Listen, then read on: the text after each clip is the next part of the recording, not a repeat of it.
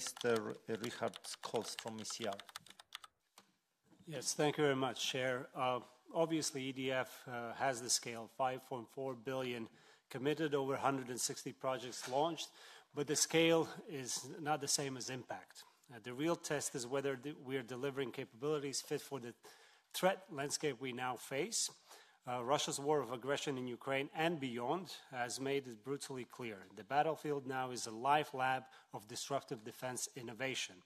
Technologies are being developed, adapted, and deployed in real time, sometimes even within weeks.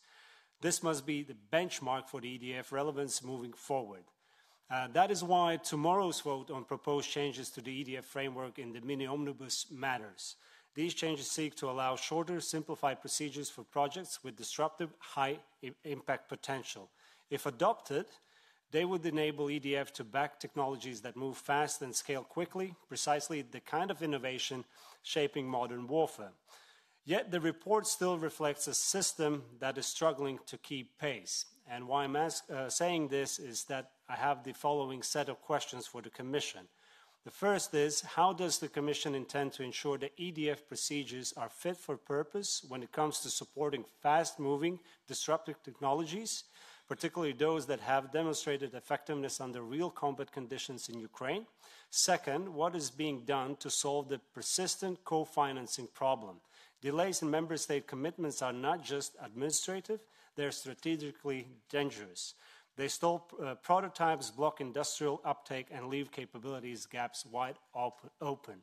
And last but not least, why does the report completely ignore the gap in equity financing for defense scale-ups? This is not a theoretical issue. We are already legislating on it via Horizon EIC Accelerator, even if the result may end up as political Frankenstein.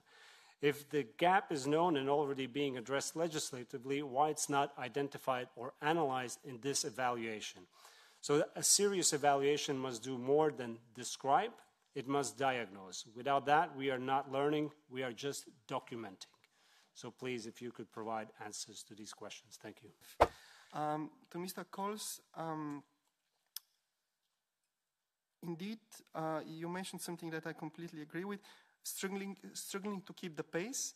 I think we all agree it's a completely different pace compared to the moment where EDF was established. This was before the Russian invasion or before the 2021 Russian invasion. So, of course, it was done in a peace mode where member states were also procuring in a peace mode. So, completely different political dynamics. So, what we have been trying within the limitation that the legal base has, because, of course, the legal base is we cannot change anything, was just to find ways how to be faster, how to provide more time, how to give more opportunities for disruptive technologies. But this has nothing to do with the real life cycle of innovation, which in Ukraine they say 3 months, and basically it's the next life cycle.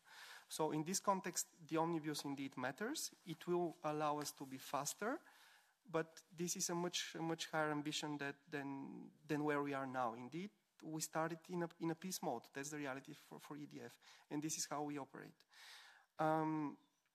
You mentioned co-funding problem or issues. Indeed, we see that with the time there is more and more projects that are advancing, and they are advancing at the moment where this requires member states co-funding. And indeed, this is becoming a systematic problem because also the needs are growing for the member states.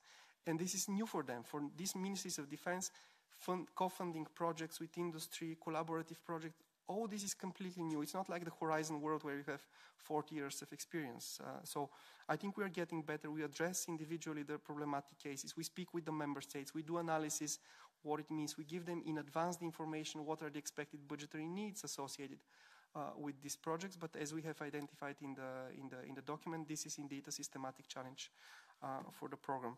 Now, you mentioned access to finance, of course, critical aspect also to mobilize the private funding.